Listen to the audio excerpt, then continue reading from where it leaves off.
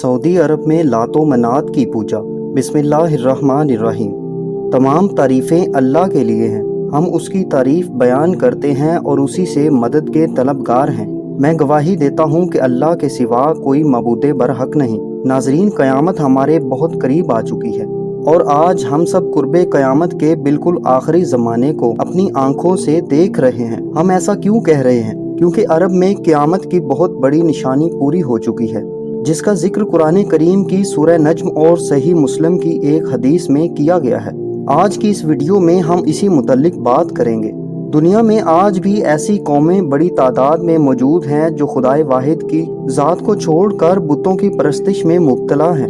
नाज़रीन, बुत परस्ती इन संगीन जुराइम में से है जिसे अल्लाह ताला कभी माफ़ नहीं फरमाएंगे।